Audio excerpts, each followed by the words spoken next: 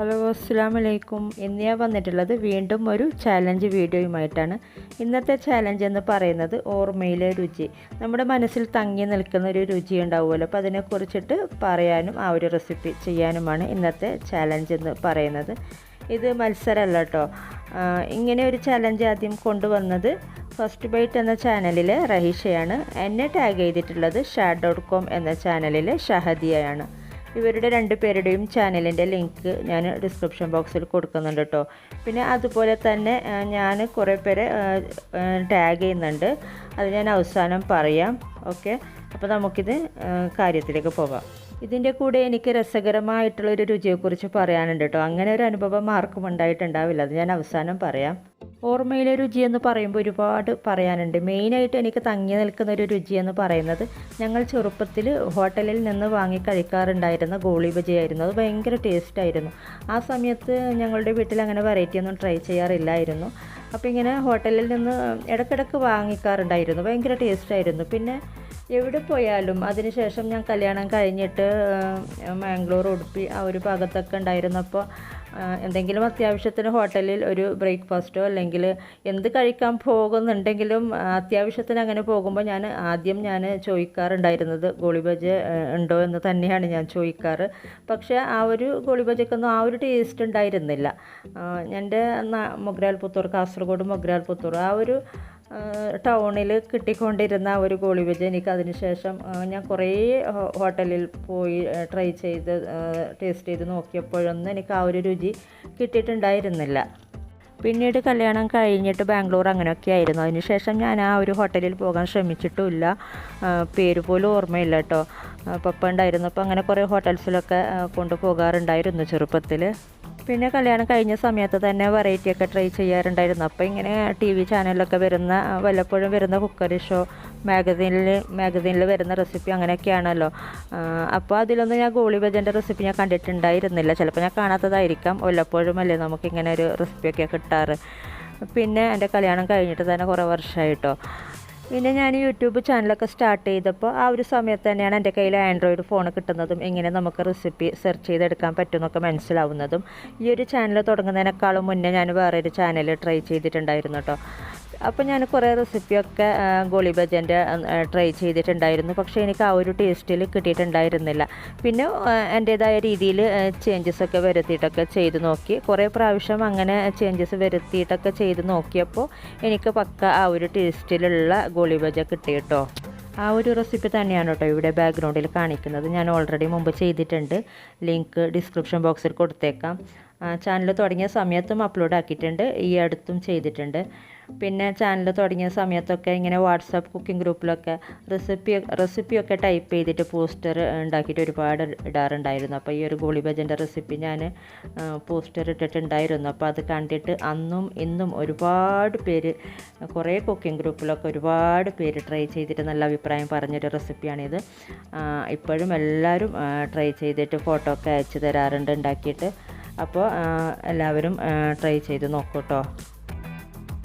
പിന്നെ എനിക്ക് രസകരമായിട്ട് രുചിയെക്കുറിച്ച് പറയാനുള്ളത്, ഞങ്ങളുടെ വീട്ടിൽ ഞാൻ ചെറുതായിരിക്കുമ്പോൾ ഞങ്ങളുടെ വീട്ടിൽ എപ്പോഴും മീൻ കറി ആയിരുന്നു. എൻ്റെ ഉപ്പാപ്പക്ക് എപ്പോഴും മീൻ കറി തന്നെ വേണം.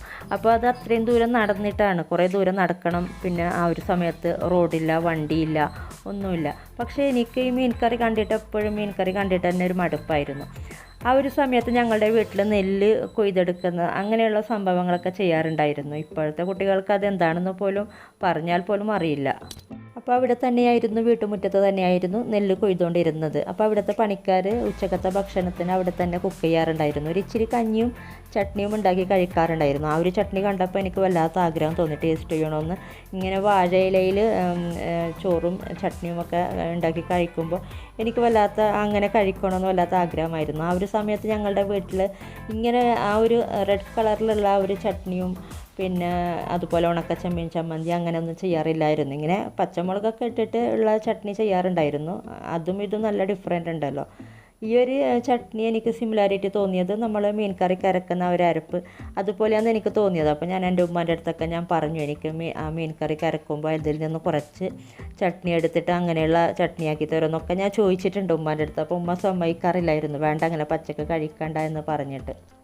പിന്നെ ഞാൻ അവരുടെ അടുത്ത് നിന്ന് തന്നെ പണിക്കാരുടെ അടുത്ത് നിന്ന് തന്നെ ഞാൻ കുറച്ച് ചോദിച്ചിട്ട് ടേസ്റ്റ് ചെയ്തിട്ടുണ്ട്. അപ്പോൾ ഭയങ്കര ടേസ്റ്റായിരുന്നു. കിട്ടാത്ത മുന്തിരി പുളിക്കും എന്ന് പറയുന്ന പോലെ എന്തോ ഒരു ടേസ്റ്റായിരുന്നു ആ ഒരു സമയത്ത്. പക്ഷേ എനിക്ക് കൂടുതലപ്പോൾ കഴിക്കാനും പറ്റിയില്ല.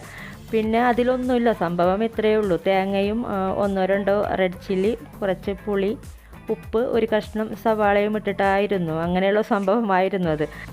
ഇതൊക്കെ കേൾക്കുമ്പോൾ നിങ്ങൾ വിചാരിക്കും ഞാൻ ഭയങ്കര കഴിക്കുന്ന കൂട്ടത്തിലാണെന്ന്. ഞാൻ അങ്ങനെ കഴിക്കാറൊന്നുമില്ല കേട്ടോ. ആവശ്യത്തിന് മാത്രമേ ഉള്ളൂ. ആഗ്രഹിക്കുന്നത് പോലും ആവശ്യത്തിന് മാത്രമേ ഉള്ളൂ കേട്ടോ. കൂടുതൽ ആഗ്രഹിക്കാറുമില്ല. പിന്നെ ഇങ്ങനെ ഓർമ്മയിലുള്ള രുചി ഇങ്ങനെ പറയണമെന്ന് ഇങ്ങനെയുള്ളൊരു ചാലഞ്ച് ചെയ്തപ്പോൾ 1-2 ഓർമ്മയിലുണ്ടായിരുന്നത് ഇങ്ങനെ പറഞ്ഞതേ ഉള്ളൂ. പിന്നെ കല്യാണം കഴിഞ്ഞപ്പോൾ ഹസ്ബൻഡിൻ്റെ വീട്ടിൽ ഇങ്ങനെയുള്ള ചട്നിയൊക്കെ ഉണ്ടാക്കാറുണ്ടായിരുന്നു. അവിടെ നിന്ന് എനിക്ക് ടേസ്റ്റ് ചെയ്യാനൊക്കെ പറ്റി. വഴുതനങ്ങ വെച്ചിട്ട് ഉള്ള ചട്നി, അങ്ങനെ വെറൈറ്റി ചട്നിയൊക്കെ അവിടെ ഉണ്ടാക്കാറുണ്ടായിരുന്നു. പിന്നെ ഉമ്മ ഉണ്ടാക്കുന്ന ഒരുപാട് റെസിപ്പി ഉണ്ട് തങ്ങി നിൽക്കുന്ന രുചി എന്ന് പറയുന്നത്. ഈ ഒരു ചിക്കൻ കറിയും പത്തിരിയും ഭയങ്കര ടേസ്റ്റാണ് കേട്ടോ. ഉമ്മ ഉണ്ടാക്കുന്ന ഈ ഒരു ചിക്കൻ കറി ഇത് ഞാൻ മുമ്പ് അപ്ലോഡ് ചെയ്തിട്ടുണ്ട്, ഉമ്മ ഉണ്ടാക്കുന്ന ചിക്കൻ കറി എന്നൊക്കെ പറഞ്ഞിട്ട്. പക്ഷേ പക്ക എനിക്ക് ആ ഒരു ടേസ്റ്റ് കിട്ടാറില്ല കേട്ടോ. ഒരു പൊടിക്ക് ഡിഫറൻസ് വരാറുണ്ട് എത്ര ട്രൈ ചെയ്താലും. ഭയങ്കര ടേസ്റ്റാണിത്. പിന്നെ അതുപോലെ തന്നെ കുറേ ഐറ്റംസ് ഉണ്ട് ഉമ്മ ഉണ്ടാക്കുന്നത്. അപ്പോൾ അതൊക്കെ പറഞ്ഞാൽ നമുക്ക് ഇതിപ്പോൾ ഈ ഒരു ഇത് കൊണ്ടൊന്നും തീർക്കാൻ പറ്റില്ല. ഇത് പാർട്ട് 2 പാർട്ട് 3 അങ്ങനെയൊക്കെ ചെയ്യേണ്ടി വരും. അപ്പോൾ തൽക്കാലത്തേക്ക് നിർത്താമല്ലേ. അപ്പോൾ ഇതൊക്കെയാണ് എൻ്റെ ഓർമ്മയിലെ രുചി എന്ന് പറയുന്നത്. അപ്പോൾ ഇങ്ങനെ ഒരു ചലഞ്ച് ചെയ്യുന്നതെന്ന് അറിഞ്ഞപ്പോൾ ഒരുപാട് പേര് പറഞ്ഞിട്ടുണ്ട് ഞങ്ങൾക്കും ചെയ്യണം ഈ ഒരു ചലഞ്ചെന്ന്. അപ്പോൾ ഇത് ആർക്ക് വേണമെങ്കിലും ഇങ്ങനെ ഒരു ചലഞ്ച് ചെയ്യാം. പിന്നെ ഞാൻ കുറച്ച് പേര്, നമുക്ക് എല്ലാവരെയും ടാഗ് ചെയ്യാൻ പറ്റില്ലല്ലോ, അപ്പോൾ ഞാൻ കുറച്ച് പേര് ഞാനെടുത്ത് പറയുന്നുണ്ട്. അപ്പോൾ ഈ ഒരു ചലഞ്ച് ചെയ്യാൻ വേണ്ടിയിട്ട് ഞാൻ ടാഗ് ചെയ്യുന്നത് റിമാമീസ് കിച്ചൺ എന്ന ചാനലിലെ നുസ്രിൻ, പിന്നെ ഹാപ്പിനെസ് പ്രോജക്റ്റ് എന്ന ചാനലിലെ നഷ്വാന എൻ്റെ ഒന്നിച്ച് തന്നെ അപ്ലോഡ് ചെയ്യുന്നെന്ന് പറഞ്ഞിട്ടുണ്ട്. എല്ലാവരും പോയി കാണാം. എല്ലാവരുടെയും ലിങ്ക് ഞാൻ ഡിസ്ക്രിപ്ഷൻ ബോക്സിൽ കൊടുക്കുന്നുണ്ട് കേട്ടോ. പിന്നെ ഇവാസ് വേൾഡ് എന്ന ചാനലിലെ റിസ്വാന, പിന്നെ മോളീസ് കിച്ചൺ എന്ന ചാനലും, മലബാർ ടേസ്റ്റ് ബഡ്സ് എന്ന ചാനലും, റിഫിന ഇസ്മായിൽ എന്ന ചാനലുമാണ് ഞാൻ ടാഗ് ചെയ്യുന്നത്. ഇവരുടെ എല്ലാവരുടെയും ലിങ്ക് ഞാൻ ഡിസ്ക്രിപ്ഷൻ ബോക്സിൽ കൊടുക്കുന്നുണ്ട്. എല്ലാവരും പോയി കാണാം. എല്ലാവർക്കും അവരുടേതായ വ്യത്യസ്തമുള്ള രുചികളൊക്കെ പറയാനുണ്ടാവും. പിന്നെ എനിക്ക് നിങ്ങളോട് പറയാനുള്ളത്, എൻ്റെ ചാനലൊന്ന് സെർച്ച് ചെയ്തപ്പോൾ കുറച്ച് പേരൊക്കെ കാണുന്നുണ്ട്. മുമ്പത്തെ വീഡിയോസ് ആണെങ്കിലും റീസെൻ്റ്ലി ചെയ്ത വീഡിയോസൊക്കെ കുറച്ച് പേര് കാണുന്നുണ്ട്. പക്ഷേ ഈ കാണുന്ന ആൾക്കാർ കൂടുതലും സബ്സ്ക്രൈബ് ചെയ്യാത്ത ആൾക്കാരാണ്. അപ്പോൾ എല്ലാവരും ആ ഒരു റെഡ് കളറിൽ എഴുതിയ സബ്സ്ക്രൈബ് എന്ന് എഴുതിയ ആ ഒരു ബട്ടൺ ഒന്ന് ക്ലിക്ക് ചെയ്യുക. എന്നിട്ട് തൊട്ടടുത്തുള്ള ബെല്ലൈക്കണും കൂടി ഒന്ന് പ്രസ് ചെയ്യുക കേട്ടോ. അപ്പോൾ ഇനി മറ്റൊരു വീഡിയോയിൽ കാണാം. താങ്ക്